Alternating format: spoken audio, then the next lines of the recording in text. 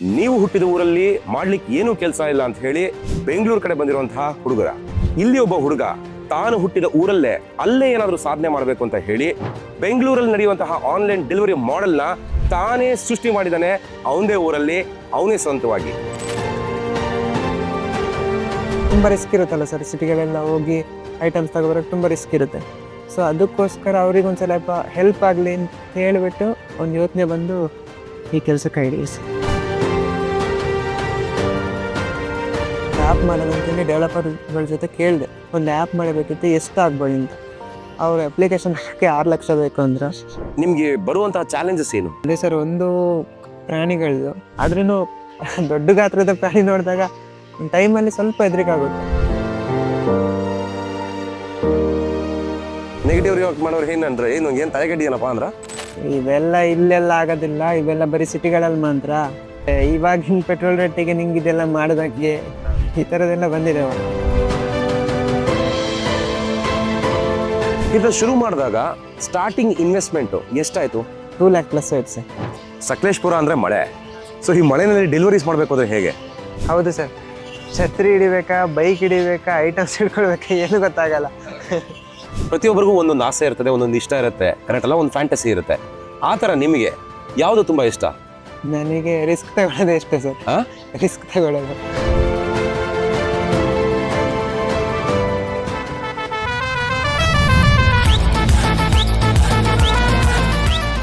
ನಮಸ್ಕಾರ. ನೀವು ಹುಟ್ಟಿದ ಊರಲ್ಲಿ ಮಾಡ್ಲಿಕ್ಕೆ ಏನೂ ಕೆಲಸ ಇಲ್ಲ ಅಂತ ಹೇಳಿ ಬೆಂಗಳೂರು ಕಡೆ ಬಂದಿರುವಂತಹ ಹುಡುಗರ. ತುಂಬಾ ಜಾಸ್ತಿ ಓದಿದೆ, ಬೆಂಗಳೂರಲ್ಲಿ ಒಳ್ಳೆ ಕೆಲಸ ಸಿಗಿದೆ, ಸ್ವಿಗ್ಗಿ, ಝೊಮ್ಯಾಟೊ, ಬ್ಲಿಂಕಿಟ್ ಅಂತ ಅದರಲ್ಲಿ ಡೆಲಿವರಿ ಕೆಲಸ ಮಾಡ್ತಿರುವಂತಹ ಹುಡುಗರ. ಶೋಕಿಗೆ ಬಿದ್ದು ಸಿಗರೇಟು, ಎಣ್ಣೆ, ಗಾಂಜಾ ಅಂತ ತಮ್ಮ ಜೀವನನ ಹಾಳು ಮಾಡ್ಕೊಳ್ತಾ ಹಾಗೆ ಸೊಸೈಟಿನ ಕೂಡ ಹಾಳು ಮಾಡ್ತಿರುವಂತಹ ಹುಡುಗರ. ಇವತ್ತಿನ ಕತೆ ನಿಮಗೋಸ್ಕರ, ಗಮನ ಇಟ್ಟು ಕೇಳಿ.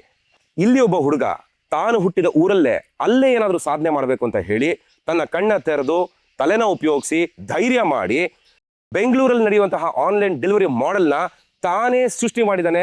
ಅವನದೇ ಊರಲ್ಲಿ ಅವನೇ ಸ್ವಂತವಾಗಿ. ಆ ಹುಡುಗ ಬೇರೆ ಯಾರೂ ಅಲ್ಲ, ಅವರೇ ನಮ್ಮ ಕೀರ್ತನ್ ಅಂತ ಅಂದ್ಬಿಟ್ಟು ಸಕಲೇಶ್ಪುರದಿಂದ. ಮೈಂಡ್ ಯುವರ್ ಬಿಸ್ನೆಸ್ ವಿತ್ ಸುಹಾಸ್ಗೆ ಸ್ವಾಗತ. Thank you sir. ಖುಷಿ ಆಯಿತು ನಮ್ಮ ಪಾಡ್ಕಾಸ್ಟಿಗೆ ಬಂದಿದ್ದಕ್ಕೆ. ಕೀರ್ತನ್, ನಮ್ಮ ವೀಕ್ಷಕರಿಗೆ ನಿಮ್ಮ ಬಗ್ಗೆ ಸ್ವಲ್ಪ ಹೇಳ್ಬೋದಾ, ನಿಮ್ಮ ಬ್ಯಾಕ್ಗ್ರೌಂಡ್? ಸರ್, ನಾನು ಡಿಪ್ಲೊಮಾ ಮಾಡಿ ಮೊದಲು ಸೀದಾ ಬೆಂಗಳೂರಿಗೆ ಹೋದೆ ಇಂಟರ್ನ್ಶಿಪ್ ಮಾಡೋಕ್ಕೆ ಅಂತ. ಓಕೆ. ಇಂಟರ್ನ್ಶಿಪ್ ಎಲ್ಲ ಮಾಡಿ ಅಲ್ಲೇ ಕೆಲಸದಲ್ಲಿ ಇರೋನಂತಿದ್ದೆ. ಮತ್ತು ಇಂಜಿನಿಯರಿಂಗ್ ಮಾಡಿದವರೆಲ್ಲ ಜೊತೆಗೆ ಇದ್ದರು, ಮನಸ್ಸಾಗಲಿಲ್ಲ ಅಲ್ಲಿ. ಅದಕ್ಕೆಲ್ಲ ಹುಡುಗರಿಗೆಲ್ಲ ಎಕ್ಸ್ಪೀರಿಯನ್ಸ್ ಸರ್ಟಿಫಿಕೇಟ್ ಎಲ್ಲ ಕೊಡ್ದೇ ಸ್ವಲ್ಪ ಅದೆಲ್ಲ ಆಗ್ತಿತ್ತಲ್ಲಿ. ಹಂಗಾಗಿ ಮನಸ್ಸಾಗಲಿಲ್ಲ. ಏನಾದ್ರು ಯೂಟ್ಯೂಬ್ ಏನಾದ್ರು ಮಾಡೋಣ ಅಂತ ಸೀದಾ ಊರ ಕಡೆ ಬಂದೆ. ಓಕೆ. ಯೂಟ್ಯೂಬಲ್ಲಿ ಲಾಗ್ ಮಾಡಿದೆ, ಒಂದು 10-11 ವೀಡಿಯೋಸ್ ಬಿಟ್ಟೆ ಸರ್. ಅದರಲ್ಲಿ ಒಂದು 3-4 ವೀಡಿಯೋಸ್ 1K ಮೇಲೆ ಹೋಯ್ತು. ನಂತರ ನಮ್ಮ ಅಮ್ಮಂಗೆ ಒಂದು ಆಪ್ರೇಷನ್ ಆಯಿತು. ಅದಾದಮೇಲೆ ಯೂಟ್ಯೂಬ್ ನಿಲ್ಲಿಸ್ಬೇಕಾಯ್ತು. ಇಂಡೋರ್ ಮಾಡೋಣ ಅಂತ ಹೊರಟೆ, ಬಟ್ ಇಂಡೋರ್ ಸಮೇತ ಆಗಲಿಲ್ಲ. ನಮ್ಮದು ಅಂಗಡಿ ಇದೆ ಸರ್, ಹಾಗಾಗಿ ಅಂಗಡೀಲಿ ಅಪ್ಪ ಅಮ್ಮ ಇಬ್ಬರು ಸ್ವಲ್ಪ ಕೆಲಸ ಮಾಡ್ತಿದ್ರು. ಅಮ್ಮಂಗೆ ಆಪ್ರೇಷನ್ ಆದ ನಂತರ ಅಪ್ಪಂಗೊಬ್ಬರಿಗೆ ಕಷ್ಟ ಆಗುತ್ತೆ ಅಂತೇಳಿ ಮತ್ತು ನಾನು ಅಂಗಡಿ ಕಡೆನೇ ಫುಲ್ ಮೇಂಟೈನ್ ಮಾಡೋಕ್ಕಿದ್ದೆ. ನಂತರ ಹೆಂಗೆ ಅಂಗಡಿಲೇ ಬರೀ ವ್ಯಾಪಾರ ಮಾಡ್ಕೊಂಡಿದ್ರೆ, ಇವಾಗ ಏನು ಐಟಮ್ ತಗೊಬರ್ತೀವಿ, ಇಲ್ಲೇ ವ್ಯಾಪಾರ ಮಾಡ್ತೀವಿ, ಐಟಮ್ ತಗೊಬರ್ತೀವಿ, ವ್ಯಾಪಾರ ಮಾಡ್ತೀವಿ, ಸೇಮ್ ಲೂಪ್ ಆಗಿ ಇರುತ್ತೆ ಅಂತೇಳಿ ಏನಾದರೂ ಮಾಡಬೇಕು ಅಂತ ಯೋಚನೆ ಮಾಡ್ತಿದ್ದೆ. ಅಷ್ಟರಲ್ಲಿ ನಂಗೆ ಫೋನ್ಗಳು ಬರ್ತಿತ್ತು ಕೆಲವು ಮನೆಗಳಿಂದ, ಈ ಥರ ಐಟಮ್ಸ್ ತಂದು ಕೊಡ್ಬೋದಾ, ಸ್ವಲ್ಪ ಹೆಲ್ಪ್ ಇದೆ ಅನ್ಬೇಕು, ಸ್ವಲ್ಪ ಅರ್ಜೆಂಟ್ ಇದೆ ಅಂತ. ಅದನ್ನೇ ಯೋಚನೆ ಮಾಡಿದೆ. ಇಲ್ಲಿ ಹೆಂಗೂ ಲೋಕಲ್ ಆಗಿ ಯಾವುದು ಡೆಲಿವರೀಸ್ ಯಾರು ಮಾಡ್ತಿಲ್ಲ. ಮಕ್ಕಳೆಲ್ಲ ಹೇಗಿದ್ರು ಹೊರಗಡೆ ಇದ್ದಾರೆ, ಪೇರೆಂಟ್ಸ್ ಮಾತ್ರ ಇಲ್ಲಿ ಮನೇಲಿದ್ದಾರೆ. ಕೆಲವ್ರ ಜೊತೆ ವೆಹಿಕಲ್ ಸಮೇತ ಇರಲ್ಲ, ಬಸ್ಸಲ್ಲಿ ಹೋಗೋಕ್ಕೂ ಕೆಲವ್ರ ಕೈಯಲ್ಲಿ ಶಕ್ತಿ ಸಮೇತ ಇರಲ್ಲ. ಬಸ್ಸಿಗೆ ಹತ್ತಿ ತುಂಬ ರಿಸ್ಕ್ ಇರುತ್ತಲ್ಲ ಸರ್, ಸಿಟಿಗಳೆಲ್ಲ ಹೋಗಿ ಐಟಮ್ಸ್ ತಗೊಬರೋಕ್ಕೆ ತುಂಬ ರಿಸ್ಕ್ ಇರುತ್ತೆ. ಸೊ ಅದಕ್ಕೋಸ್ಕರ ಅವ್ರಿಗೊಂದು ಸ್ವಲ್ಪ ಹೆಲ್ಪ್ ಆಗಲಿ ಅಂತ ಹೇಳಿಬಿಟ್ಟು ಒಂದು ಯೋಚನೆ ಬಂದು ಈ ಕೆಲಸಕ್ಕೆ ಹಿಡಿಯಿಸಿ. ಸೊ ಮೇನ್ಲಿ ವಯಸ್ಸಾದವರು ಇರ್ತಾರೆ ಊರುಗಳಲ್ಲಿ, ಮನೆಗಳಲ್ಲಿ ಮಕ್ಕಳು ದುಡಿಲಿಕ್ಕೆ ಅಂತ ಹೇಳಿ ಬೆಂಗಳೂರು ಅಥವಾ ಬೇರೆ ಊರಿಗೆ ಹೋಗಿರ್ತಾರೆ. ಸೊ ಇವ್ರಿಗೆ ಸಪೋರ್ಟ್ ಮಾಡ್ಲಿಕ್ಕೆ ಯಾರು ಇರೋದಿಲ್ಲ, ದಿನಸಿ ತಂದ್ಕೊಡ್ಲಿಕ್ಕೆ ಯಾರು ಇರೋದಿಲ್ಲ. ಸೊ ಅವ್ರಿಗೊಂದು ಹೆಲ್ಪ್ ಆಗಲಿ ಅನ್ನೋ ಕಾರಣಕ್ಕೆ ಈ ಐಡಿಯಾ ಬಂದಿದೆ ನಿಮಗೆ. Really hats off. ಆ್ಯಕ್ಚುಲಿ ಹೇಳ್ಬೇಕು ಅಂದ್ರೆ ಕೀರ್ತನ್, ಈ ಥರ ತುಂಬ ಕಡಿಮೆ ಜನ ಯೋಚನೆ ಮಾಡುವಂಥದ್ದು. ಓಕೆ, ನಂತರ ಹೇಳಿ ಆಮೇಲೆ ಏನಾಯಿತು ಅಂತ. ಏನು ಡೆಲಿವರಿ ಮಾಡಬೇಕು ಅಂತ ಒಂದು ದಿನ ಅಪ್ಪನ ಜೊತೆ ಮಾತಾಡಿದೆ. ಅಪ್ಪ ಈ ಥರ ಮಾಡಲ ನಾನು ಅಂತ. ಮನೇಲಿ ನಿಜ ಇಲ್ಲಿ ತನಕ ತುಂಬ ಸಪೋರ್ಟ್ ಕೊಟ್ಟಿದ್ದಾರೆ. ಓಕೆ.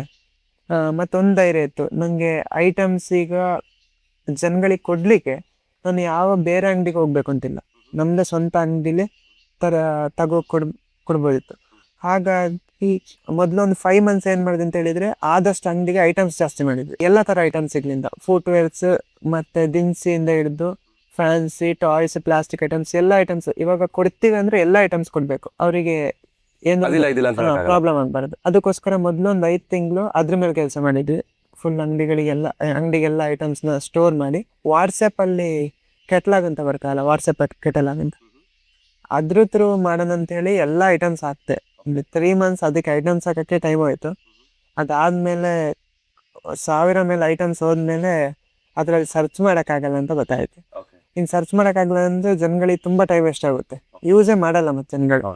ಅದರಿಂದಾಗಿ ಮತ್ತೆ ಆ್ಯಪ್ ಮಾಡೋಣ ಅಂತೇಳಿ ಡೆವಲಪರ್ಗಳ ಜೊತೆ ಕೇಳಿದೆ, ಸರ್ ಒಂದು ಆ್ಯಪ್ ಮಾಡಬೇಕಿತ್ತು, ಎಷ್ಟು ಆಗ್ಬೋದು ಅಂತ. ಅವ್ರು ಅಪ್ಲಿಕೇಶನ್ ಹಾಕಿ 6 ಲಕ್ಷ ಬೇಕು ಅಂದ್ರೆ, ಇನ್ನು ಅಪ್ಲಿಕೇಶನ್ ಹಾಕ್ಲಿಕ್ಕೆ 6 ಲಕ್ಷ ಬೇಕು ಅಂದ್ರೆ 6 ಲಕ್ಷ ಅದಕ್ಕೆ ಅಪ್ಲಿಕೇಶನ್ ಹಾಕೋಕ್ಕೆ ಅಷ್ಟು ಶಕ್ತಿ ಇಲ್ಲ. ಹಾಗಾಗಿ ಮಾಡಬೇಕು ಅಂತ ಒಂದು ಮನಸ್ಸಿದೆ. ಹಾಗಾಗಿ ಸ್ವಂತನೇ ಮಾಡು ಅಂತೇಳಿ ಯೂಟ್ಯೂಬ್ ಎಲ್ಲ ನೋಡಿಕೊಂಡು AI ಬಗ್ಗೆ ಎಲ್ಲ ತಿಳ್ಕೊಂಡು ಮೊದಲು ChatGPT ಜೆಮಿನಿ ಥ್ರೂ ಸ್ವಲ್ಪ ವರ್ಕ್ ಮಾಡಿದೆ. ಫೇಲ್ ಆಯ್ತು, ತುಂಬ ಸಲ ಫೇಲ್ ಆಯಿತು. ನಂತರ ನಂಗೆ ಒಬ್ಬರು ಡೆವಲಪರ್ ಹೇಳಿದರು, ಅಮೆಝಾನ್ ಕ್ಯೂ ಅಂತಂದು AI ಬರ್ತದೆ, ಯೂಸ್ ಮಾಡೋ ನೀನು. ಅದನ್ನ ಯೂಸ್ ಮಾಡಿದೆ. ಅದರಿಂದ ನನಗೆ ಆ್ಯಪ್ ಮಾಡೋಕೆ ಒಂದು ಸ್ವಲ್ಪ ಹೆಲ್ಪ್ ಆಯ್ತು. 3 AI ಯೂಸ್ ಮಾಡಿಕೊಂಡು ಒಂದು 8 ತಿಂಗಳು ಕೂತಿದ್ದೀನಿ. ಒಂಥರ ಆ್ಯಪ್ ಆಗಿ ಪ್ಲೇಸ್ಟೋರಿಗೆಲ್ಲ ಬಿಟ್ಟು ಒಂದು 2 days ನನ್ನ ಫ್ರೆಂಡ್ಸ್ ಬಂದಿದ್ರು ಇಬ್ರು, ಅವ್ರ ಜೊತೆ ಸೇರ್ಕೊಂಡು ಇಲ್ಲಿ ಪ್ಯಾಂಪ್ಲೆಟ್ ಎಲ್ಲ ಹಚ್ಚಿ ಅವತ್ತು ಇಡೀ ದಿವಸ ನೈಟ್ ಎಲ್ಲ ಇವಾಗ ಸ್ಟಾಕ್ ಅಂಗಡಿಲೇ ಬೇರೆ ಸ್ಟಾಕ್ ಆಗ್ಬೇಕು, ಇದು ಬೇರೆ ಸ್ಟಾಕ್ ಆಗ್ಬೇಕು. ಯಾಕಂದ್ರೆ ಸ್ಟಾಕ್ ಮೇಂಟೈನ್ ಆಗಲಿ ಅಂದರೆ ಇಲ್ದೇ ಇರೋ ಐಟಮ್ಸ್ ಆರ್ಡರ್ ಮಾಡಿದ್ರೆ ಕಷ್ಟ ಆಗುತ್ತೆ ಅಂತೇಳಿ 2 ಬೇರೆ ಬೇರೆ ಸ್ಟಾಕ್ ಎಲ್ಲ ಮಾಡಿ ನೈಟ್ ಹಗ್ಲು ಹೋಗಿ ಪ್ಯಾಂಪ್ಲೆಟ್ ಎಲ್ಲ ಹಚ್ಚಿ ಸ್ಟಾರ್ಟ್ ಮಾಡಿದ್ದಾರೆ. ಓಕೆ. ಸೊ ಈ ಮನೆಗಳಿಗೆ ಡೆಲಿವರಿ ಮಾಡಬೇಕು, ಸೊ ವಯಸ್ಸಾದವ್ರಿಗೆ ಹೆಲ್ಪ್ ಆಗಬೇಕು ಅಂತ ಶುರು ಮಾಡಿದ್ರಿ, ಕರೆಕ್ಟ್ ಅಲ್ಲ? ಅದರ ನಂತರ ನೀವು ಆ್ಯಪ್ ಎಲ್ಲ ಡೆವಲಪ್ ಮಾಡಿದ ನಂತರ ಈಗ ಆ್ಯಪ್ ಏನೋ ಡೆವಲಪ್ ಮಾಡಿದ್ರಿ, ಸೊ ಏಜ್ ಓಲ್ಡ್ ಪೀಪಲ್ಗೆ ಹೆಲ್ಪ್ ಆಗಲಿ ಅಂತಂದ್ಬಿಟ್ಟು. ಬಟ್ ಇಷ್ಟೇ ಸಾಕು ಅಂತ ಅನಿಸ್ತಾ ಅಥವಾ ಬೇರೆ ಏನಾದರೂ ಆಪರ್ಚುನಿಟಿ ನಿಮ್ಮ ಹತ್ರ ಇತ್ತಾ ಚೆಕ್ ಮಾಡಲಿಕ್ಕೆ? ಇಲ್ಲಿ ಮನೆಗಳಿದ್ದಾವೆ, ಬಟ್ ಬರೀ ಮನೆಗಳನ್ನೇ ನಂಬ್ಕೊಂಡಿದ್ರೆ ರೆಗ್ಯುಲರ್ ಆರ್ಡರ್ ಬರ್ತವೆ ಅಂತ ಹೇಳೋಕ್ಕಾಗಲ್ಲ. ಹಂಗಾಗಿ ಇಲ್ಲಿ ತುಂಬ ಹೋಮ್ ಸ್ಟೇ ರೆಸಾರ್ಟ್ಗಳೆಲ್ಲ ಇದ್ದಾವೆ. ಅವ್ರುಗಳನ್ನೆಲ್ಲ ಕಾಂಟ್ಯಾಕ್ಟ್ ಮಾಡಿ ನಿಮಗೇನು ಐಟಮ್ಸ್ ಬೇಕಿದ್ರೆ ನನಗೆ ಆ್ಯಪಲ್ಲಿ ಆರ್ಡರ್ ಮಾಡಿ ಅಥವಾ ನೀವೊಂದು ಕಾಲ್ ಮಾಡಿದರೆ ಸಾಕು ತಂದು ಕೊಡ್ತೀವಿ ಅಂತೆಲ್ಲ ಹೇಳಿ ಅವ್ರು ಏನು ಲೀಸ್ಟ್ ಕೊಡ್ತಾರೆ ಆ ಟೈಮಿಗೆ ಕೊಡ್ತೀವಿ. ಮತ್ತು ಕೆಲವು ಬೇಕಂದರೆ ನಾವು ಗುರುವಾರದ ದಿವಸ ಹಾಸನ ಹೋಗ್ತೀವಿ, ನಮ್ಮ ತಂದೆಯವರು ಹಾಸನ ಹೋಗ್ತಾರೆ ಐಟಮ್ ತರೋಕ್ಕೆ ಅಂತ. ಸೊ ಅವ್ರಿಗೆ ಹೇಳಿದ್ದೀವಿ ಬುಧವಾರದ ದಿವಸ ನೀವು ಲೀಸ್ಟ್ ಕೊಟ್ಟರೆ ನಿಮಗೆ ಗುರುವಾರ ಯಾವ ಐಟಮ್ ಬೇಕು ಎಲ್ಲ ಕೊಡ್ತೀವಿ ಅಂತ. ವಿತ್ ಬೇರೆ ದಿನದಲ್ಲಿ ಏನು ಅಂಗಡಿಲಿರುತ್ತೆ ಅದು ಸಿಗುತ್ತೆ, ಬಟ್ ಅವ್ರು ಬುಧವಾರ ಲೀಸ್ಟ್ ಕೊಟ್ಟರೆ ಅವ್ರಿಗೆ ಏನು ಐಟಮ್ ಬೇಕು ಎಲ್ಲ ಕೊಡ್ತೀವಿ. ಓಕೆ. ರೆಸಾರ್ಟ್ ಅವ್ರಿಗೆ ಒಂದು ಹೆಲ್ಪ್ ಆಗುತ್ತೆ ಆ್ಯಂಡ್ ಅವ್ರನ್ನಾದ್ರೂ ಒಂದು ನಂಬ್ಕೋಬೋದು, ಅವ್ರದ್ದು ರೆಗ್ಯುಲರ್ ಆರ್ಡರ್ಸ್ ಇರ್ತದೆ ಅಂತ. ಮತ್ತು ಇನ್ನೊಂದು ಮನೆಗಳದ್ದು ಹೇಳ್ಬೇಕಂದ್ರೆ ರೋಡ್ ಇರಲ್ಲ ಇಲ್ಲಿ ಕರೆಕ್ಟಾಗಿ, ಎಲ್ಲ ಆಫ್ ರೋಡಿಂಗ್ ಮಾಡಬೇಕಾಗುತ್ತೆ. ಆ ಥರದ ರೋಡ್ಗಳು ಒಂದು ಮನೆಯಿಂದ ಇನ್ನೊಂದು ಮನೆಗೆ ತುಂಬ ಡಿಸ್ಟೆನ್ಸ್ ಇರುತ್ತೆ. ಸೊ ಇದನ್ನೆಲ್ಲ ನೋಡಿದಾಗ ಒಂದು ಆಪರ್ಚುನಿಟಿ ಇದೆ ಅಂತ. ರೆಸಾರ್ಟ್ಸ್ ಅವ್ರಿಗೆ ಮತ್ತು ಹೋಮ್ ಸ್ಟೇಸ್ ಅವರಿಗೆ ಯಾವ್ಯಾವ ರೀತಿ ಐಟಮ್ಸ್ ಸಪ್ಲೈ ಮಾಡ್ತೀರಾ? ವೆಜಿಟೇಬಲ್ಸ್ ಮಾತ್ರ ಅವರು ನಮಗೆ ಒಂದು ಬುಧವಾರದ ದಿವಸ ಲೀಸ್ಟ್ ಕೊಡ್ತಾರೆ, ಅಂದರೆ ಅವ್ರಿಗೆ ಮೊದಲೇ ಹೇಳ್ಕೊಂಡಿದ್ದೀವಿ. ಆ ದಿನ ಹೇಳಿದಾಗ ವೆಜಿಟೇಬಲ್ಸಿಂದ ಹಿಡಿದು ಎಲ್ಲ ಐಟಮ್ಸ್ ಕೊಡ್ತೇವೆ. ಇನ್ನು ನಾರ್ಮಲ್ ನಾವಿಲ್ಲಿ ಇಟ್ಟಿರೋ ಐಟಮ್ಸ್ ದಿನಸಿ ಎಲ್ಲ ಥರದ ದಿನಸಿಗಳು, ಫುಟ್ವೇರ್ಸ್ ಬೇಕಂದರೆ ಫುಟ್ವೇರ್ಸ್, ಇನ್ನರ್ಸ್ ಬೇಕಂದರೆ ಇನ್ನರ್ಸ್, ಟವೆಲ್ಸ್, ಇನ್ನು ಪ್ಲಾಸ್ಟಿಕ್ ಐಟಮ್ಸ್ ಅಂದರೆ ಬಕೆಟ್, ಮಗ್, ಆ ಟೈಪ್ ಐಟಮ್ಸ್, ಶ್ಯಾಂಪು, ಸೋಪು, ಅವರಿಗೆ ಡೈಲಿ ಎಸೆನ್ಷಿಯಲ್ಸ್ ಏನೆಲ್ಲ ಬೇಕು ಪ್ರತಿಯೊಂದು ಥರದ್ದು ರೀಚ್ ಮಾಡಿಕೊಡ್ತೇವೆ. ಡೆಲಿವರಿ ಮಾಡುವಾಗ ನಿಮಗೆ ಬರುವಂತಹ ಚಾಲೆಂಜಸ್ ಏನು? ಅದೇ ಸರ್, ಒಂದು ಪ್ರಾಣಿಗಳದ್ದು. ಏನು ಪ್ರಾಣಿಗಳು ಸರ್? ಇಲ್ಲಿ ಕಾಟಿ ಇದೆ, ಕಾಟಿ ಅಂದರೆ ಕಾಡ್ಕೋಣ, ಬೈಸನ್, ಮತ್ತು ಚಿರತೆ ಅಪರೂಪ ರೇರ್ ಬಟ್ ಇದ್ದಾವೆ. ಆನೆಗಳು, ಕಾಡಂದಿ ಎಲ್ಲ, ಬಟ್ ಡೇಂಜರಸ್ ಅಂದರೆ ಆನೆ, ಕಾಟಿ, ಚಿರತೆ, ಇವು ಮೂರಿಂದ. ಇಲ್ಲಿ ನಾರ್ಮಲ್ ಆಗಿ ಜಾಸ್ತಿಯಾಗಿ ಓಡಾಡೋದು ಆನೆ. ಅದರಿಂದ ಒಂದು ಹೋಗ್ಬೇಕಂದ್ರೆ ಯೋಚನೆ ಬರ್ತಿರುತ್ತೆ ತಲೆಯಲ್ಲಿ, ಸಿಕ್ಕಿದ್ರೆ ಏನಪ್ಪ ಮಾಡೋದೀಗ ಅಂತ. ಇನ್ನೊಂದು ರೋಡ್ಗಳ ಪ್ರಾಬ್ಲಮ್. ಸಾಧಾರಣಕ್ಕೆ ಈಗೆಲ್ಲ ಸಿಮೆಂಟ್ ರೋಡ್ ಆಗಿದೆ, ಕೆಲವು ಕಡೆ ಆದರೂ ಮಡ್ ರೋಡೆಲ್ಲ ಇದೆ. ಸೊ ನೀವು ಡೆಲಿವರಿ ಮಾಡುವಾಗ ಯಾವಾಗಾದರೂ ಆನೆಗಳು ಅಡ್ಡ ಬಂದಿರೋದು ಸಿಕ್ಕಿರೋದು ಇದೆಯಾ? ಆನೆ ಸಿಕ್ಕಿಲ್ಲ ನನಗೆ, ಕಾಟಿ ಸಿಕ್ಕಿದೆ, ಬೈಸನ್ ಅದು ಸಿಕ್ಕಿದೆ. ಅದು ಮಧ್ಯ ರೋಡಲ್ಲಿ ನಿಲ್ಸ್ಕೊಂಡಿತ್ತು. ರಿಟರ್ನ್ ಆ ಕಡೆ ಇನ್ನೊಂದು ಸೈಡ್ ಹೋಗಿ ತಿರುಗಿಸ್ಕೊಂಡು ವಾಪಸ್ ಬಂದಾಗ ಹೋಗಿತ್ತು, ಮತ್ತೆ ಬಂದಿದ್ದೀನಿ. ಸರ್, ಬಿಸ್ನೆಸ್ ಮಾಡೋದೇ ಒಂದು ಚಾಲೆಂಜ್ ಆಗಿತ್ತು. ಆ ಚಾಲೆಂಜ್ನ ಆಕ್ಸೆಪ್ಟ್ ಮಾಡಿ ಹೋಗ್ತಾ ಇದ್ದೀನಿ. ಮತ್ತು ಇವು ಪ್ರಾಣಿಗಳೆಲ್ಲ ಸಿಗೋದು ಆ ಟೈಮಿಗೆ ಒಂದು ಸ್ವಲ್ಪ ಭಯ ಆಗ್ಬೋದು, ಆದರೆ ಇವೆಲ್ಲ ಮೊದಲಿಗೆ ಕಂಪೇರ್ ಮಾಡಿದ್ದು ಇವೆಲ್ಲ ಒಂದು ಸಣ್ಣ ಪುಟ್ಟ ಚಾಲೆಂಜ್ಗಳು. ಸೊ ಇದನ್ನೆಲ್ಲ ಫೇಸ್ ಮಾಡ್ಕೊಂಡು ಹೋಗ್ತಾ ಇದ್ದೀನಿ. ನೀವು ಹುಟ್ಟು ಬೆಳೆದ ಊರೇ ಆಗಿರೋದ್ರಿಂದ ನಿಮಗೂ ಕೂಡ ಸ್ವಲ್ಪ ಧೈರ್ಯ ಜಾಸ್ತಿನೇ ಇರುತ್ತಲ್ಲ? ಆದ್ರೂ ದೊಡ್ಡ ಗಾತ್ರದ ಪ್ರಾಣಿ ನೋಡಿದಾಗ ಒಂದು ಟೈಮಲ್ಲಿ ಸ್ವಲ್ಪ ಹೆದರಿಕೆ ಆಗುತ್ತೆ. ಸೊ ಡೆಲಿವರಿ ಟೈಮಿಂಗ್ಸ್ ಏನಿರುತ್ತೆ ಆಕ್ಚುಲಿ ಕೀರ್ತನ್? ಸರ್ ಬೆಳಿಗ್ಗೆ 7ರಿಂದ ಸಂಜೆ 5 ಗಂಟೆ ತನಕ ಏನೇ ಆರ್ಡರ್ಸ್ ಇದ್ರು ಕಸ್ಟಮರ್ಸ್ ಆರ್ಡರ್ ಕೊಡ್ಬೋದು ನನಗೆ. ವಿತಿನ್ 1 ಅವರ್ ಒಳಗಡೆ ನಾವು ಕೊಡ್ತೀವಿ. ಯಾಕಂದ್ರೆ 15 ಮಿನಿಟ್ಸಲ್ಲಿ ಕೊಡೋದು ತುಂಬ ಕಷ್ಟ ಇದೆ.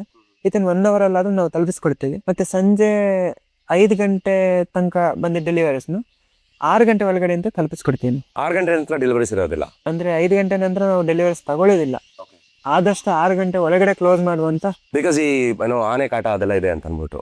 ಅಂದ್ರೆ ಎಲ್ಲ ಕಡೆ ಮನೆಗಳೇನು ಇರಲ್ವಲ್ಲ, ತುಂಬಾ ನೈಟ್ ಆದ್ಮೇಲೆ ಓಡಾಡೋದು ತುಂಬಾ ಕಷ್ಟ ಆಗುತ್ತೆ. ಸೊ ಇಲ್ಲಿ ನೀವು ಓಡಾಡುವಾಗ ಪ್ರಾಣಿಗಳನ್ನ ಬಿಟ್ಟು ಮನುಷ್ಯರ ಕಾಟ ಏನಾದ್ರು ಇರುತ್ತಾ ರೋಡ್ಗಳಲ್ಲಿ ಆ ಕತ್ಲಾದ್ಮೇಲೆ? ಇಲ್ಲ, ಆ ತರದ್ದು ಅಲ್ಲಿ ಕಳ್ತನ, ದರೋಡೆ ಆ ಥರದ್ದೆಲ್ಲ ಏನೂ ಇರೋದಿಲ್ಲ. ಈಗ ಡೆಲಿವರೀಸ್ ಮಾಡಬೇಕು ಅಂತಂದ್ರೆ ಫ್ಯೂಯಲ್ ಬೇಕೇ ಬೇಕು ಗಾಡಿಗೆ. ಹೌದು ಸರ್. ಕರೆಕ್ಟ್. ಇಲ್ಲಿಂದ ಎಷ್ಟು ದೂರ ಇದೆ petrol bunk? Sir petrol bunk ಇಲ್ಲಿಂದ 15 ಕಿಲೋಮೀಟರ್ ಆಗುತ್ತೆ. ಬಟ್ ಅದನ್ನೇ ನಂಬ್ಕೊಂಡೆಲ್ಲ ಇದ್ರೆ ಡೆಲಿವರಿ ಕೊಡೋಕ್ಕೆ ಕಷ್ಟ ಆಗುತ್ತೆ ಅಂತ ಹೇಳ್ಬಿಟ್ಟು ಮೊದಲೇ ಪ್ಲ್ಯಾನ್ ಮಾಡಿ ಒಂದು EV ತಗೊಂಡ್ವಿ. ಏತರ್ ತಗೊಂಡು ಅದರಲ್ಲೂ ಒಂದು 20,000 ಅದಕ್ಕೆ ವ್ಯಾರಂಟಿ ಎಕ್ಸ್ಟೆಂಡ್ ಆಗುತ್ತೆ ಅಂತೇಳಿ ಅದಕ್ಕೂ ಎಕ್ಸ್ಟ್ರಾ ಪೇ ಮಾಡಬೇಕಾಯ್ತು. ಬಟ್ ಈಗ ಬಿಸ್ನೆಸ್ಸಿಗೆ ಅದು ಬೇಕು ಅಂದಾಗ ಅದ್ರ ಬಗ್ಗೆ ಯೋಚನೆ ಮಾಡಂಗಿಲ್ಲ ಅಲ್ಲ ಅಂತೇಳಿ 20,000 ಎಕ್ಸ್ಟ್ರಾ ಪೇ ಮಾಡೋದು ತಗೊಂಡ್ವಿ. ಸೊ ಈಗ ನಿಮಗೆ ಅದು EV ವೆಹಿಕಲ್ ಕಂಫರ್ಟಬಲ್ ಆಗಿ ಕೆಲಸ ಮಾಡೋಕ್ಕಾಗತ್ತಾ? ಹಾಂ, ಮಾಡುತ್ತೆ ಸರ್. ಕರೆಂಟ್ ಯಾವಾಗಲೂ ಇರುತ್ತಾ? ಸರ್ ಕರೆಂಟ್ ಯಾವಾಗಲೂ ಇರಲ್ಲ, ಬಟ್ ಅದು UPS ಅಲ್ಲಿ ಚಾರ್ಜ್ ಆಗ್ತದೆ. ಹೌದಾ? ಹಾಂ ಸರ್. ಎಷ್ಟೊತ್ತು ಬೇಕಾಗುತ್ತೆ ನಿಮ್ಗೆ ಒಂದು ಫುಲ್ ಚಾರ್ಜ್ ಆಗಬೇಕು ಅಂದ್ರೆ? ನೈಟ್ ಚಾರ್ಜಿಗೆ ಇಡ್ತೀನಿ, ಬೆಳಿಗ್ಗೆ ತೆಗಿಯೋದು ಒಂದು 6-7 ಅವರ್ಸ್ ತಗೊಳುತ್ತೆ. ಮನೇಲಿ ಚಾರ್ಜ್ ಹಾಕೋದ್ರಿಂದ ಸ್ಲೋ ಆಗಿ ಚಾರ್ಜ್ ಆಗೋದು. ಮತ್ತೆ ಇನ್ನೊಂದು ಪೆಟ್ರೋಲ್ ಗಾಡಿ ಇದೆ. ಇವಾಗ ಇದರಲ್ಲಿ ಸಾಧಾರಣ 100 ಕಿಲೋಮೀಟರ್ಸ್ ನನಗೆ ಕವರ್ ಮಾಡ್ಬೋದು. ಅದು ಚಾರ್ಜ್ ಖಾಲಿ ಆಯ್ತು ಆದ್ಮೇಲೆ ಇನ್ನು ಪೆಟ್ರೋಲ್ ಗಾಡಿ ಯೂಸ್ ಮಾಡಿ. ಓಕೆ. ಸೊ ಆಲ್ಟರ್ನೇಟಿವ್ ಆಗಿ ನೀವು ಹತ್ರ ಫ್ಯೂಲ್ ಬೈಕು ಇದೆ? ಇದೆ ಸರ್. ನೋಡಿ, ಯಾರೇ ಆಗಲಿ ಏನಾದರೂ ಒಂದು ಮಾಡಬೇಕು ಅಂತಂದ್ರೆ ಫಸ್ಟ್ ಚಾಲೆಂಜಸ್ನೇ ಲೆಕ್ಕ ಆಗ್ತಾ ಹೋಗ್ತಾರೆ. ಅಯ್ಯೋ ಅದಾಗ್ಬಿಟ್ರೆ ಹಿಂಗೆ, ಇದಾಗ್ಬಿಟ್ರೆ ಅಂದ್ರೆ ಇದಕ್ಕೇನು ಮಾಡಲಿ, ಅದಕ್ಕೇನು ಮಾಡಲಿ ಅಂತಂದ್ಬಿಟ್ಟು ಯಾವತ್ಗೂ ಪ್ರತಿಯೊಂದು ಸಮಸ್ಯೆಗೂ ಆಲ್ಟರ್ನೇಟ್ ಅಂತ ಇದ್ದೇ ಇರುತ್ತೆ. ಎವ್ರಿ ಪ್ರಾಬ್ಲಮ್ಗೆ ಒಂದು ಸೊಲ್ಯೂಷನ್ ಇದ್ದೇ ಇರುತ್ತೆ. ನಾವು ಅದನ್ನು ತಲೆ ಉಪಯೋಗಿಸಿ ನೋಡಿದ್ವಿ ಅಂತಂದ್ರೆ ಖಂಡಿತ ಅದ್ರಲ್ಲಿ ಒಂದು ಸೊಲ್ಯೂಷನ್ ಇರುತ್ತೆ. ನೋಡಿ, ಬರೀ ಪೆಟ್ರೋಲ್ಗೆ ಅಂತ ಅಂದ್ಬಿಟ್ಟು 15 ಕಿಲೋಮೀಟರ್ ಹೋಗೋದಕ್ಕೆ ಆಗೋದಿಲ್ಲ ಅನ್ನೋ ಕಾರಣಕ್ಕೆ EV ಬೈಕ್ ಇಟ್ಕೊಂಡ್ರು. EV ಬೈಕ್ ಮಾತ್ರ ಸಾಕಾಗೋದಿಲ್ಲ ಅಂತ ಒಂದು ಪೆಟ್ರೋಲ್ ಬೈಕು ಇಟ್ಕೊಂಡ್ರು. ಸೊ ಕೆಲಸ ನಿಲ್ಲಬಾರ್ದು ಅನ್ನೋ ಕಾರಣಕ್ಕೆ ಏನೇನು ಬೇಕೋ ಆ ಮೆಜರ್ಸ್ನೆಲ್ಲ ತಗೊಂಡ್ರು. ನಿಮಗೂ ನಿಮ್ಮ ಲೈಫಲ್ಲಿ ಏನಾದ್ರು ಮಾಡಬೇಕು ಅಂತ ಇದ್ದು ಅದಕ್ಕೆ ಯಾವುದೋ ಚಾಲೆಂಜ್ ಅಂತ ನಿಮ್ಗೆ ಅನಿಸ್ತಾ ಇದೆ ಅಂತಂದರೆ ಅದೇನು ಅಂತ ಕಮೆಂಟ್ ಮಾಡಿ. ನಾನು ಕೂಡ ಉತ್ತರ ಕೊಡ್ತೀನಿ. ನೋಡ್ತಿರೋಂಥ ನನ್ನ ವೀಕ್ಷಕರು ಕೂಡ ನಿಮಗೆ ಉತ್ತರ ಕೊಡ್ತಾರೆ. ಓಕೆ ಕೀರ್ತನ್, ಈಗ ಈ ಆನ್ಲೈನ್ ಸ್ಟೋರ್ ಮಾಡಬೇಕು ಅಂತ ಹೊರಟ್ರಿ, ಟೀಕೆ. ಬಟ್ ಫಸ್ಟ್ ಇದನ್ನು ಮಾಡಬೇಕು ಅಂತ ಹೊರಟಾಗ ನಿಮ್ಮ ಹಳ್ಳಿಯವರು ಏನಂತ ರಿಯಾಕ್ಟ್ ಮಾಡಿದ್ರು? ಹಳ್ಳಿಯವರು ಕೆಲವರು ಪಾಸಿಟಿವ್ ಆಗಿ ರಿಯಾಕ್ಟ್ ಮಾಡ್ತಾರೆ, ಕೆಲವರು ನೆಗೆಟಿವ್ ಆಗಿ ರಿಯಾಕ್ಟ್ ಮಾಡಿದ್ರು. ನೆಗೆಟಿವ್ ರಿಯಾಕ್ಟ್ ಮಾಡೋರು ಏನಂದ್ರೆ, ಏನು ತಲೆಗಡ್ಡಿ ಏನಪ್ಪ ಅಂದ್ರ? ನಾವೆಲ್ಲ ಸಿಟಿಗಳಿಗೆಲ್ಲ ಹೋಯ್ತೀವಿ, ಇದನ್ನೆಲ್ಲ ಯಾರು ಯೂಸ್ ಮಾಡ್ತಾರೆ ಇಂಥ ಮಾತುಗಳು ಬಂತು. ಇವೆಲ್ಲ ಇಲ್ಲೆಲ್ಲ ಆಗೋದಿಲ್ಲ, ಇವೆಲ್ಲ ಬರೀ ಸಿಟಿಗಳಲ್ಲಿ ಮಾತ್ರ. ಇವಾಗಿನ ಪೆಟ್ರೋಲ್ ರೇಟಿಗೆ ನಿಂಗೆ ಇದೆಲ್ಲ ಮಾಡೋದಂಗೆ ಈ ಥರದೆಲ್ಲ ಬಂದಿದೆ ಮಾತುಗಳು. ಓಕೆ. ಸೊ ಪಾಸಿಟಿವ್ ಆಗಿ ಹೇಳಿದವ್ರು ಏನು ಹೇಳಿದ್ರು? ಇನ್ನು ಕೆಲವರು ಜನ ಪಾಸಿಟಿವ್ ಆಗಿ ಹೇಳೋದಾದ್ರೆ ತುಂಬ ಒಳ್ಳೇದಾಯ್ತು ಕಣಪ್ಪ, ಮಾಡಿದ್ನ ನಮಗೆ ತುಂಬ ಹೆಲ್ಪ್ ಆಗುತ್ತೆ, ಆ ಕಡೆ ಈ ಕಡೆ ತಿರುಗಾಡಬೇಕು ಅಂತಿಲ್ಲ, ಇದೆಲ್ಲ ಹೇಳಿದರು. ಇನ್ನು ತುಂಬ ಜನ ಸಪೋರ್ಟ್ ಇದ್ದಾರೆ, ಅಂದರೆ mouth to mouth, word to word ಜನಗಳಿಗೆಲ್ಲ ಪ್ರಚಾರ ಮಾಡಿಕೊಂಡು ಇದ್ದಾರೆ. ಕೀರ್ತನೆ, ಈ ಆ್ಯಪ್ ಎಲ್ಲ ಸಿಟಿ ಅನ್ನೋ ಒಂದು ಜಾಗಗಳಲ್ಲಿ ಓಕೆ, ಬಟ್ ಈ ಹಳ್ಳಿಗಳಿಗೆ ಬಂದಾಗ ಈ ವಯಸ್ಸಾದವರು ಅವರೆಲ್ಲರೂ ಈ ಆ್ಯಪ್ಸ್ನೆಲ್ಲ ಯೂಸ್ ಮಾಡೋಕೆ ಅಷ್ಟೊಂದು ಬರ್ತಾ ಇರೋದಿಲ್ಲ, ಕರೆಕ್ಟ್ ಅಲ್ಲ? ಸೊ ನಿಮ್ಗೆ ಯಾವ ಥರ ಆರ್ಡರ್ಸ್ ಬರುತ್ತೆ ಮತ್ತೆ ಅವಾಗ? ಸರ್, ಅವರಿಗೆ ಏಜ್ ಆದವರಿಗೆ ಆ್ಯಪ್ ಯೂಸ್ ಮಾಡೋಕೆ ಕಷ್ಟ ಇದೆ. ಬಟ್ ಅವರ ಮಕ್ಕಳು ಬೆಂಗಳೂರಲ್ಲಿ ಕೂತು ಇಲ್ಲಿದ್ದ ಲೊಕೇಶನ್ನ ಆ್ಯಪ್ ಒಳಗಡೆ ಟ್ರ್ಯಾಕ್ ಮಾಡಿ ಆರ್ಡರ್ಸ್ ಕೊಡ್ತಾರೆ. ಅದರಲ್ಲೂ ತೀರಾ ಕೆಲವರು ಏನು ಅವ್ರ ಮಕ್ಕಳು ಸಮೇತ ಕೋಆಪ್ರೇಟ್ ಮಾಡಲ್ಲ. ಆ ಟೈಮಲ್ಲಿ ಇಲ್ಲಿ ಪೇರೆಂಟ್ಸ್ ನನಗೆ ಕಾಲ್ ಮಾಡ್ತಾರೆ. ನನಗೊಂದು ಸ್ವಲ್ಪ ರಿಸ್ಕ್ ಇದೆ ಅದು, ಅಂದರೆ ಅವಾಗ ಕಾಲ್ ಮಾಡ್ಕೋಬೇಕು, ನನಗೆ ಗೊತ್ತಿರಲ್ಲ ಮನೆ ಎಲ್ಲೆಲ್ಲಿದೆ ಅಂತ. ಕಾಲ್ ಮಾಡಿಕೊಂಡು ಹೋಗ್ತೇನೆ ಅಲ್ಲಿ ತನಕ. ಕೀರ್ತನ್, ಫಸ್ಟ್ ಬಂದಂಥ ಆರ್ಡ್ರು ಯಾವುದು ಮತ್ತು ಎಷ್ಟು? ಫಸ್ಟ್ ಬಂದಂಥ ಆರ್ಡ್ರು ನಮ್ಮ ಮೊದಲು ಹೇಳಿದ್ನಲ್ಲ ಪಾಸಿಟಿವ್ ಜನಗಳಂತ.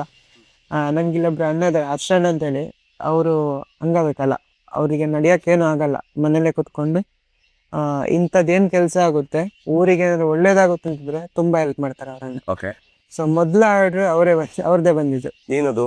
ಅವ್ರದ್ದು ಚಿಕನ್ ಮತ್ತು ಸ್ವಲ್ಪ ದಿನಸಿ ಎಲ್ಲ ಬಂದಿತ್ತು ಸರ್. 500 ಸಮಥಿಂಗ್ 600 ಸಮಥಿಂಗ್ ಏನೋ ಆಗಿತ್ತು ಅದು ಮೊದಲ ಆರ್ಡ್ರ್. ಸೊ ಈ ಫಸ್ಟ್ ಆರ್ಡ್ರ್ ಬಂದು ಆ ದುಡ್ಡು ನೀವು ನೋಡಿದಾಗ ಹೆಂಗಿತ್ತು ನಿಮಗೆ ಫೀಲಿಂಗು? ತುಂಬ ಖುಷಿ ಆಯ್ತು ಸರ್. ಅದು ಹೇಳೋಕ್ಕಾಗಲ್ಲ. ದುಡ್ಕಿಂತನೂ ಇವಾಗ ನಾನು ಮಾಡ್ತಿರೋದು ವರ್ಕ್ ಆಗ್ತಿದೆ ಅಂತಂದು ಖುಷಿ ಆಯ್ತು. ಮೊದಲ ತಿಂಗಳ ಟೋಟಲ್ ಟರ್ನ್ ಓವರ್ ಎಷ್ಟಿತ್ತು ಸರ್? ಮೊದಲ ತಿಂಗಳಾಗಿದ್ದು 33,000 ಸಮಥಿಂಗ್ ಆಗಿತ್ತು. 33,000. ಇವತ್ತಿನ ಒಂದು ತಿಂಗಳ ಟರ್ನ್ ಓವರ್ ಎಷ್ಟಿದೆ ಸರ್? ಇವಾಗ ಬಂದು ನಮಗೆ 4 5 lakhs ತನಕ ಟರ್ನ್ ಓವರ್ ಆಗ್ತದೆ sir. 4 to 5 lakhs turn over. Amazing ಅಲ್ವ ಇದು actually? By the way, margin ಎಷ್ಟು ಸಿಗುತ್ತೆ ಅಂತ ಹೇಳ್ಬೋದಾ? ಸರ್ ನನಗೆ ದಿನಸಿ ಐಟಮ್ಸ್ ಅಲ್ಲೆಲ್ಲ ಒಂದು 12-13% ತನಕ ಮಾರ್ಜಿನ್ ಸಿಗ್ತದೆ. ಇನ್ನು ಕೆಲವು ದಿನಸಿ ಬಿಟ್ಟು ಬೇರೆ ಐಟಮ್ಸ್ ಕೆಲವು 40% ತನಕ ಸಿಗ್ತದೆ. 40% ಬಟ್ ಆ 40% ಸಿಗೋಂಥ ಐಟಮ್ ಸೇಲ್ಸ್ ಅಷ್ಟೇ ಕಮ್ಮಿ. ಅದರ ಸೇಲ್ಸ್ ಕಡಿಮೆ ಇರುತ್ತೆ, ದಿನಸಿ ಸೇಲ್ಸ್ ಜಾಸ್ತಿ ಇರುತ್ತೆ. ಸೊ ಲೋ ಮಾರ್ಜಿನ್ ಐಟಮ್ಸ್ದು ಹೈ ಡಿಮ್ಯಾಂಡ್ ಇರುತ್ತೆ, ಸೇಲ್ಸ್ ಜಾಸ್ತಿ ಇರುತ್ತೆ. ಹೈ ಮಾರ್ಜಿನ್ ಐಟಮ್ಸ್ದು ಕಡಿಮೆ ಇರುತ್ತೆ. ಅಫ್ಕೋರ್ಸ್ ಅದಕ್ಕೋಸ್ಕರನೇ ಅವರು ಹೈ ಮಾರ್ಜಿನ್ ಕೊಡುವಂಥದ್ದು. ಆ್ಯಕ್ಚುಲಿ ಕಡಿಮೆ ಇರುತ್ತೆ, ಸೇಲ್ಸು ಪುಷ್ ಆಗಲಿ ಜಾಸ್ತಿ ಅಂತ ಅಂದ್ಬಿಟ್ಟು. ಇದನ್ನು ಶುರು ಮಾಡಿದಾಗ ಸ್ಟಾರ್ಟಿಂಗ್ ಇನ್ವೆಸ್ಟ್ಮೆಂಟು ಎಷ್ಟಾಯಿತು? ಸರ್ ಸ್ಟಾರ್ಟಿಂಗ್ ಇನ್ವೆಸ್ಟ್ಮೆಂಟ್ ಬಂದು ನನಗೆ ಅಂಗಡಿದೆಲ್ಲ ಐಟಮ್ಸ್ ಎಲ್ಲ ಹಾಕೋದಾದ್ರೆ ತುಂಬ ಆಗ್ತಿತ್ತು. ಬಟ್ ಮೊದಲೇ ಅಂಗಡಿ ಇದ್ದಿದ್ದರಿಂದ ಅಂಗಡಿದೇನು ಇನ್ವೆಸ್ಟ್ಮೆಂಟ್ ನನಗೆ ಲೆಕ್ಕಾಚಾರ ಬರಲಿಲ್ಲ. ಆ್ಯಪ್ ಎಲ್ಲ ಹಿಡಿದು ನನಗೊಂದು 50,000 ಕೆಳಗಡೆ ಪ್ಲಸ್ ಥರ ಎಲ್ಲ ಸೇರಿಸಿ 2 lakh ಪ್ಲಸ್ ಆಯ್ತು ಸರ್. 2 lakh ಪ್ಲಸ್ ಹೋಯಿತು. ಓಕೆ. ಸೊ 2 ಲಕ್ಷ ನೀವು ಮಾಡಿದಂಥ ಇನ್ವೆಸ್ಟ್ಮೆಂಟು ಇವತ್ತು ನಿಮಗೆ 4-5 ಲಕ್ಷ ಮಂತ್ಲಿ ರೆವೆನ್ಯೂ ತಂದು ಕೊಡ್ತಾ ಇದೆ ಅಂತಂದರೆ ರಿಯಲಿ ಗುಡ್ ಒನ್. ಆ್ಯಕ್ಚುಲಿ ತುಂಬ ಜನ ಕೇಳ್ತಾ ಇರ್ತೀರಾ, ನನ್ನ ಹತ್ರ ತುಂಬ ಕಡಿಮೆ ಇನ್ವೆಸ್ಟ್ಮೆಂಟ್ ಇದೆ, ನಾನು ಹಳ್ಳಿನಲ್ಲಿದ್ದೀನಿ, ನಾನು ಏನು ಮಾಡ್ಬೋದು ಅಂತ. ಇದನ್ನು ಮಾಡ್ಬೋದು ನೋಡಿ. ಕೀರ್ತನ್, ನೀವೀಗ ಈ ಬಿಸ್ನೆಸ್ನ ಶುರು ಮಾಡಿ ಎಷ್ಟು ತಿಂಗಳಾಯಿತು? ಸರ್ 6 months ಆಯ್ತು ಸರ್. ಕೀರ್ತನ್, ನಿಮ್ಮ ಆನ್ಲೈನ್ ಶಾಪ್ನ ಹೆಸರು ಹೇಳಿ. ಸರ್ ಆನ್ಲೈನ್ ಶಾಪ್ ಹೆಸರು ಕೇಕ್ ಆರ್ಟ್ ಅಂತೇಳಿ. ಕೇಕ್ ಆರ್ಟ್ ಅಂದರೆ? ಕೇಕ್ ಆರ್ಟ್ ಅಂದರೆ ನಮ್ದು ಅಂಗಡಿ ಇರೋವಂಥ ಜಾಗದ ಹೆಸರು ಕಟ್ಟೆಮನೆ ಕೊಡುಗೆ. ನನ್ನ ಹೆಸರು ಕೀರ್ತನ್.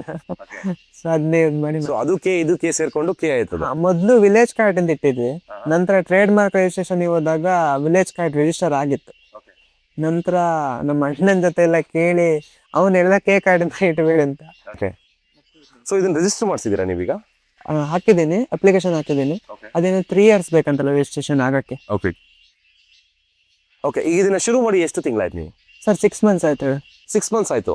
ಸೊ 6 monthsಲ್ಲಿ ನಿಮಗೆ ಈಗ 33,000 ಇಂದ 4 to 5 lakhs ರೆವೆನ್ಯೂ ಬಂದಿದ್ದೀರಾ monthly. It's a very good growth ಅಲ್ಲ ಆ್ಯಕ್ಚುಲಿ. ಓಕೆ. ನೆಕ್ಸ್ಟ್ ನೀವು ಯಾವ ಥರ ಪ್ಲಾನ್ ಮಾಡ್ತಾ ಇದ್ದೀರಾ? ಇನ್ನೊಂದು ಸ್ವಲ್ಪ ಜನಗಳಿಗೆ ಎಕ್ಸ್ಪ್ಯಾಂಡ್ ಮಾಡಿ ಇಲ್ಲೇ ನಾನು ಇವಾಗ ಏನು ಡೆಲಿವರೀಸ್ ಕೊಡ್ತಿದ್ದೀನಿ, ಇಲ್ಲೇ ಇನ್ನೂ ತುಂಬ ಜನಗಳಿಗೆ ಇದು ರೀಚ್ ಆಗಿಲ್ಲ, ಅಲ್ಲಿಗೆ ರೀಚ್ ಮಾಡಿ ನಂತರ ಒಂದು 15 kilometers ಅಂತ ಎಕ್ಸ್ಪ್ಯಾಂಡ್ ಮಾಡಿ. ಇವಾಗ 8 kilometers ಕೊಡ್ತಾ ಇದ್ದೀವಿ, ನಂತರ ಒಂದು 15 kilometers ಅಂತ ಎಕ್ಸ್ಪ್ಯಾಂಡ್ ಮಾಡೋ ಒಂದು ಪ್ಲಾನ್ ಇದೆ. ಓಕೆ. ಡೆಲಿವರಿಗೆ ಬೇರೆ ಯಾರಾದರೂ ಇಟ್ಕೊಂಡಿದ್ದೀರಾ? ಸರ್ ಮೊದಲೊಬ್ರು ಹುಡುಗ ಇದ್ರು, ಅವರು ಬಿಟ್ಟು ಹೋದ್ರು. ಅದಾದ ನಂತರ ಆ್ಯಪ್ ಮ್ಯಾನೇಜ್ಮೆಂಟ್ ಕೇಳಿ ಒಬ್ರು ಹುಡುಗ ಇದ್ದಾರೆ ಈಗ. ಮತ್ತೆ ಡೆಲಿವರೀಸ್ ಎಲ್ಲ ನಾನೇ ಕೊಡ್ತಾ ಇದ್ದೀನಿ. ನೀವು ಒಬ್ಬರೇ ಕೊಡ್ತಿದ್ದೀನಿ. So one man show. ಹೌದು. ನಿಮ್ಮ ಈ ಬಿಸ್ನೆಸ್ಸಲ್ಲಿ ಈಗ ನಡೀತಾರಂತಹ 4-5 ಲಕ್ಷದ ರೆವೆನ್ಯೂನಲ್ಲಿ ಎಷ್ಟು ನಿಮಗೆ ಕ್ಯಾಶ್ ಆನ್ ಕ್ಯಾರಿ ಆಗುತ್ತೆ, ಎಷ್ಟು ನಿಮಗೆ ಮಂತ್ಲಿ ಈ ಥರ ಪೇಮೆಂಟ್ಸ್ ಆಗುತ್ತೆ? ಸರ್ ನನಗೊಂದು ಮನೆಗಳದೆಲ್ಲ ಏನು ಬರುತ್ತೆ, ಒಂದು ಅವ್ರದ್ದೆಲ್ಲ ನನಗೆ ಕ್ಯಾಶ್ ಆನ್ ಕ್ಯಾರಿ ಆಗುತ್ತೆ. ದೆನ್ ಹೋಮ್ ಸ್ಟೇ ರೆಸಾರ್ಟ್ ಅಷ್ಟೇ, ಒಂದು 70% ಹೋಮ್ ಸ್ಟೇ ರೆಸಾರ್ಟ್ ಎಲ್ಲ ಕ್ಯಾಶ್ ಆನ್ ಕ್ಯಾರಿ ಆಗುತ್ತೆ. ಇನ್ನು ಕೆಲವು ಒಳ್ಳೆ ಬಿಸ್ನೆಸ್ ಕೊಡೋರೆ ಅವರು, ಹಂಗಾಗಿ ಅವರು ಮಂತ್ಲಿ ಪೇಮೆಂಟ್ ಕೊಡ್ತಾರೆ. ಈ ಆರ್ಡರ್ಸ್ ಬರುವಾಗ ಫನ್ನಿಯಾಗಿ ಆರ್ಡರ್ ಬಂದಿರೋದೇನಾದರೂ ಇದೆಯಾ? ಸರ್ ಫನ್ ಇನ್ಸಿಡೆಂಟ್ ಆಗಿದೆ. ಅಂದರೆ ಮೊದಲು ಫೋನಲ್ಲಿ ಆರ್ಡ್ರ್ ಕೊಡಬೇಕಂದ್ರೆ ಕೆಲವರು ಸ್ವಲ್ಪ ತಬ್ಬಿಬಾಗ್ತಾರಲ್ಲ. ಸೊ 3 kg ಚಿಕನ್ ತಗೋಬಾ ಅನ್ನೋ ಬದಲು 3 kg ಕಬಾಬ್ ತಗೋಬಾ ಅನ್ನೋದು ಉಂಟು. ಅಂದರೆ ಕಬಾಬ್ ಪೀಸ್ ಹೊಡೀರಿ ಅಂತ ಹೇಳೋ ಬದಲು 3 kg ಕಬಾಬೇ ತಗೋಬಂದು. ಸಕಲೇಶ್ಪುರ ಅಂದರೆ ಮಳೆ. ಸೊ ಈ ಮಳೆನಲ್ಲಿ ಡೆಲಿವರೀಸ್ ಮಾಡಬೇಕು ಅಂದರೆ ಹೇಗೆ? ಹೌದು ಸರ್, ಛತ್ರಿ ಹಿಡಿಬೇಕಾ, ಬೈಕ್ ಹಿಡಿಬೇಕಾ, ಐಟಮ್ಸ್ ಹಿಡ್ಕೊಳ್ಬೇಕಾ, ಏನು ಗೊತ್ತಾಗಲ್ಲ ಸರ್. ಅದೊಂದು ಸ್ವಲ್ಪ ಚಾಲೆಂಜಿಂಗೆ. ಆದ್ರೂ ಹೇಗಾದರೂ ಮಾಡಿ ಐಟಮ್ಸ್ನೆಲ್ಲ ಒಳ್ಳೆ ಕವರಲ್ಲಿ ಪ್ಯಾಕ್ ಮಾಡಿಬಿಟ್ಟು ನಾವು ಒಳ್ಳೆ ರೈನ್ ಕೋಟ್ ಎಲ್ಲ ಹಾಕಿ ತಗೋಕೊಡ್ತೇವೆ. ಈಗ ಒಂದು ರ್ಯಾಪಿಡ್ ಫೈರ್ ಹೋಗೋಣ. Okay sir. ಒಂದು ಇದಾ ಅಂತ ಹೇಳಬೇಕು ಅಷ್ಟೇ. ನಿಮ್ಗೆ ಯಾವ್ದು ಇಷ್ಟ, ಕಾಫಿನಾ ಟೀನಾ? ಕಾಫಿ ಇಷ್ಟ. ನಿಮಗೆ ಕ್ಯಾಶ್ ಪೇಮೆಂಟ್ ಇಷ್ಟನಾ ಅಥವಾ ಕ್ರೆಡಿಟ್ ಇಷ್ಟನಾ? ಅದು ಇಷ್ಟ ಅಂತ ಹೇಳಿದ್ರೆ ಕ್ಯಾಶೇ. ಓಕೆ. ಆ್ಯಂಡ್ ಕ್ಯಾಶ್ ಇಷ್ಟನಾ, UPI ಇಷ್ಟನಾ? ಕ್ಯಾಶ್ ಇಷ್ಟ. ರೆಸಾರ್ಟ್ ಓನರ್ಸ್ ಇಷ್ಟನಾ ಅಥವಾ ಇಂಡಿವಿಜುವಲ್ ಮನೆಗಳಿರ್ತಲ್ಲ ಅವ್ರು ಇಷ್ಟನಾ? ಇಬ್ಬರು ಇಷ್ಟ ಸರ್. ಒಂದು ದೊಡ್ಡ ಕಸ್ಟಮರು ಸಾಕಾ ಅಥವಾ 100 ಸಣ್ಣ ಕಸ್ಟಮರ್ಸ್ ಬೇಕಾ? ಸರ್ 100 ಸಣ್ಣ ಕಸ್ಟಮರ್ಸ್ ಇದ್ರೇ ಒಳ್ಳೆಯದು. ಅಂದರೆ ಮೊದಲೇ ಹೇಳ್ದಂಗೆ ಮೌಟ್ ಟು ಮೌಟ್ ಏನು ಜನ ಮಾತಾಡ್ಕೊಂಡು ಹೋಗ್ತಾರೆ, ಅದರಿಂದ ತುಂಬ ದೊಡ್ಡ ಕಸ್ಟಮರ್ಸ್ಗಳು ಸಿಗ್ತಾ ಹೋಗ್ತಾರೆ. ಓಕೆ. ಹಂಗಾಗಿ ಸಣ್ಣ ಕಸ್ಟಮರ್ಸ್. ಸೊ ಸಣ್ಣ ಕಸ್ಟಮರ್ಸ್ ಇದ್ದಾಗ ಅಂದ್ರೆ 100-200 ಕಸ್ಟಮರ್ಸ್ ನಮ್ಮ ಹತ್ರ ಇದಾರೆ ಅಂದ್ರೆ ನಮ್ಗೆ ರೆಗ್ಯುಲರ್ ಆರ್ಡರ್ಸ್ ಬರ್ತಾನೆ ಇರುತ್ತೆ. ಒಂದು ದೊಡ್ಡ ಕಸ್ಟಮರ್ನ ಇಟ್ಕೊಂಡು ಇನ್ ಕೇಸ್ ಏನಾದ್ರು ಪ್ರಾಬ್ಲಮ್ ಆಗಿ ಅವ್ರು ಸ್ಟಾಪ್ ಮಾಡಿದ್ರು ಬಿಸ್ನೆಸ್ ಅಂತಂದ್ರೆ ಹೋಯ್ತು. ಪ್ರಾಫಿಟ್ ಜಾಸ್ತಿ ಬರಬೇಕು ಅಂತ ನೋಡ್ತೀರಾ ಅಥವಾ ಒಳ್ಳೆ ನಿದ್ದೆ ಬರಬೇಕು ಅಂತ ನೋಡ್ತೀರಾ? ಸರ್ ನನ್ನ ಏಜಿಗೆ ಈಗ ಪ್ರಾಫಿಟ್ ಜಾಸ್ತಿ ಬರ್ಬೇಕಂತ ನೋಡ್ತೀನಿ. ಬೈ ದ ವೇ ನಿಮ್ಮ ಏಜ್ ಎಷ್ಟು? ಸರ್ 21. ಎಷ್ಟು? 21. ನೋಡಿ, ನಾನೇನಾದರೂ ಈಗ ನಿಮಗೆ ನಾನು ಫಂಡಿಂಗ್ ಮಾಡ್ತೀನಿ, ನಿಮಗೆ ಬೇರೆ ಇನ್ನೇನಾದರೂ ಒಂದು ಬಿಸ್ನೆಸ್ ಮಾಡಿ ಅಂತಂದ್ರೆ ಯಾವ ಬಿಸ್ನೆಸ್ ಮಾಡಬೇಕು ಅಂತ ಇಷ್ಟಪಡ್ತೀರಾ ಇದನ್ನ ಬಿಟ್ಟು? ಸರ್ ಒಂದು ವಾಟರ್ ಬಾಟ್ಲದ ಬಿಸ್ನೆಸ್ ಮಾಡ್ಬೋದು ಅಂತ. ಓಕೆ, ವಾಟರ್ ಬಾಟ್ಲಿಂಗ್ ಬಿಸ್ನೆಸ್ ಮಾಡಬೇಕು ಅಂತ. ಅಂದ್ರೆ ಯಾರು ಮಾಡಿದ್ರೆ ಮಾಡಿ ಒಂದು ಪ್ಲಾನ್ ಕೊಡ್ತಾರೆ. ಅಂದ್ರೆ ಇನ್ನೇನ್ ರೆಸಾರ್ಟ್ಗಳಿದೆ ಅವ್ರ ಹೆಸರಲ್ಲೇನೆ ಬಾಟ್ಲಲ್ಲಿ ಪ್ರಿಂಟ್ ಹಾಕಿ ಅವರಿಗೆ ತಲುಪಿಸೋದು. ಸೂಪರ್ ಐಡಿಯಾ ಇದೆ ಆಕ್ಚುಲಿ ಹೇಳ್ಬೇಕು ಅಂತಂದ್ರೆ. ಸೊ ಅದನ್ನ ಬ್ರಾಂಡೆಡ್ ಬಾಟಲ್ಸ್ ಅಂತ ಹೇಳ್ತೀವಿ. ಬ್ಯಾಂಗ್ಳೂರಲ್ಲಿ ನೀವೆಲ್ಲ ನೋಡಿರ್ತೀರಾ, ಪಬ್ಸ್ಗಳಲ್ಲಿ ಮತ್ತೆಲ್ಲನೂ ಅವ್ರದೇ ಹೆಸರಲ್ಲಿ ಬಾಟಲ್ನ ಸೇಲ್ ಮಾಡ್ತಾ ಇರ್ತಾರೆ. ಅಫ್ಕೋರ್ಸ್ ಎಸ್, ಒಂದು ರೆಸಾರ್ಟ್ಗೆ ಬಂದಂಥವ್ರಿಗೆ ಅವ್ರದೇ ಬ್ರ್ಯಾಂಡಿಂಗ್ ಹಾಕಿ ಬಾಟ್ಲಿಂಗ್ ಮಾಡಿಕೊಡ್ತು ಅಂತಂದ್ರೆ ಕಸ್ಟಮರ್ಗೆ ನೆನಪು ಜಾಸ್ತಿ ಇರುತ್ತೆ, ಅದನ್ನು ಕೂಡ ಅವ್ರು ಕ್ಯಾರಿ ಮಾಡ್ತಾರೆ, ರಿಜಿಸ್ಟರ್ ಚೆನ್ನಾಗುತ್ತೆ ಅಂತ. Very good idea actually. ಇದು ನೀವೇ ಮಾಡಿದ್ರೆ ಇನ್ನೂ ತುಂಬಾ ಚೆನ್ನಾಗುತ್ತೆ ಆಕ್ಚುಲಿ. ಫ್ರೆಂಡ್ಸ್, ಇವತ್ತು ನೀವು ನೋಡಿದಂತಹ ಪಾಡ್ಕಾಸ್ಟ್ ಅಲ್ಲಿ ಕಲ್ತಿದ್ದು ಏನು ಅಂತ ಹೇಳಿ ಒಂದು ಕಮೆಂಟ್ ಮಾಡಿ. ಆದ್ರೆ ಇವತ್ತು ನಾನು ಕಲ್ತಿದ್ದೇನು ಅಂತಂದ್ರೆ ದುಡಿಲಿಕ್ಕೆ ಬೆಂಗಳೂರಿಗೆ ಹೋಗ್ಬೇಕು ಅಂತ ಇಲ್ಲ. ನೀವಿರೋ ಜಾಗದಲ್ಲಿ ಏನ್ ಬೇಕಾದ್ರೂ ಸಾಧನೆ ಮಾಡ್ಬೋದು.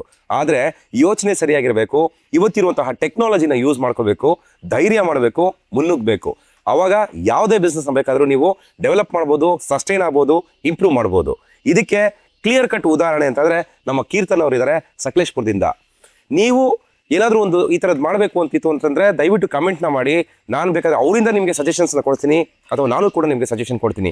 ಯಾವತ್ತೂ ಒಂದು ಯೋಚನೆ ಮಾಡಿ, ಏನೇ ಮಾಡಬೇಕು ಅಂತಂದ್ರೂ ಮೈಂಡ್ ಸೆಟ್ಟು ಸರಿಯಾಗಿರಬೇಕು ಅಷ್ಟೇ.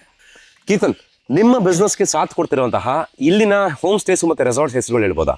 Tusker Valley, GRK, Kanchikallu, Bisle Mist, VVS Home Stay, Kadamangru, Elemane Farms, Malnad Home Stay ಅಂತ ಎಲ್ಲ ಹೋಮ್ ಸ್ಟೇಗಳು ತುಂಬ ಸಪೋರ್ಟ್ ಮಾಡ್ತಿದ್ದಾರೆ ಸರ್. ಅವರಿಗೆಲ್ಲ ತುಂಬ ಥ್ಯಾಂಕ್ ಯು ನನ್ನ ಕಡೆಯಿಂದ. Keerthan, you are too young actually, 21 years ಅಂತ ಹೇಳ್ತೀರಾ. ಆ್ಯಂಡ್ ಈ ಥರದೊಂದು ಒಳ್ಳೆ ಸಾಧನೆ ಮಾಡಿದ್ದೀರಾ. ಇದನ್ನು ಬಿಟ್ಟು ಪರ್ಸ್ನಲ್ ಆಗಿ ಅಂತ ಬಂತು ಅಂತಂದರೆ ಪ್ರತಿಯೊಬ್ಬರಿಗೂ ಒಂದೊಂದು ಆಸೆ ಇರ್ತದೆ, ಒಂದೊಂದು ಇಷ್ಟ ಇರುತ್ತೆ, ಕರೆಕ್ಟ್ ಅಲ್ಲ, ಒಂದು ಫ್ಯಾಂಟಸಿ ಇರುತ್ತೆ. ಆ ಥರ ನಿಮಗೆ ಯಾವುದು ತುಂಬ ಇಷ್ಟ? ಅಂದರೆ ಈಗಿನ ನಿಮ್ಮ ಏಜಿನ ಹುಡುಗರಿಗೆ ಒಳ್ಳೊಳ್ಳೆ ಮೊಬೈಲ್ನ ತಗೋಬೇಕು ಅಂತ ಇಷ್ಟ, ಒಳ್ಳೆ ಬೈಕ್ಸ್ನ ತಗೋಬೇಕು, ಕಾರ್ನ ತಗೋಬೇಕು, ಈ ಥರದ್ದೆಲ್ಲ ಇರುತ್ತೆ ಇಷ್ಟಗಳು. ನಿಮಗೆ ಆ ಥರದಲ್ಲಿ ಯಾವ ಥರ ಇಷ್ಟ ಅಂತ? ನನಗೆ ರಿಸ್ಕ್ ತಗೊಳ್ಳೋದು ಇಷ್ಟ ಸರ್. ರಿಸ್ಕ್ ತೊಗೊಳ್ಳೋದು ಇಷ್ಟ ಅಂತೆ. ಅತ್ತಿಹಳ್ಳಿಯ ಮಹಾಜನತೆ, ನಿಮಗೋಸ್ಕರ ಒಬ್ಬ ಹುಡುಗ ಇಲ್ಲಿ ಒಂದು ಬಿಸ್ನೆಸ್ನ ಹುಟ್ಟಾಕಿದ್ದಾನೆ, ನಿಮಗೆ ಸರ್ವಿಸ್ ಕೊಡಬೇಕು ಅಂತ. ದಯವಿಟ್ಟು ಅದನ್ನು ಉಪಯೋಗಿಸ್ಕೊಳ್ಳಿ. ನಿಮಗೂ ಉಪಯೋಗ, ಅವನಿಗೂ ಅವನ ಬೆಳವಣಿಗೆಗೆ ಉಪಯೋಗ ಆಗುತ್ತೆ. ಹಾಗೆ ಇಲ್ಲಿನ ಎಲ್ಲ ರೆಸಾರ್ಟ್ಸ್ ಮತ್ತು ಹೋಮ್ ಸ್ಟೇ ನೀವುಗಳು ಕೂಡ ದಯವಿಟ್ಟು ಇವ್ರಿಗೆ ಸರ್ವಿಸ್ನ ಕೊಡಿ, ಇವ್ರಿಗೆ ಸೇಲ್ಸ್ನ ಕೊಡಿ. ನೀವು ಬೆಳೀರಿ, ನಿಮಗೂ ಕೂಡ ಅನುಕೂಲ ಆಗುತ್ತೆ, ಹಾಗೆ ಅವನಿಗೂ ಕೂಡ ಬೆಳೆಯೋಕ್ಕೆ ಅನುಕೂಲ ಆಗುತ್ತೆ.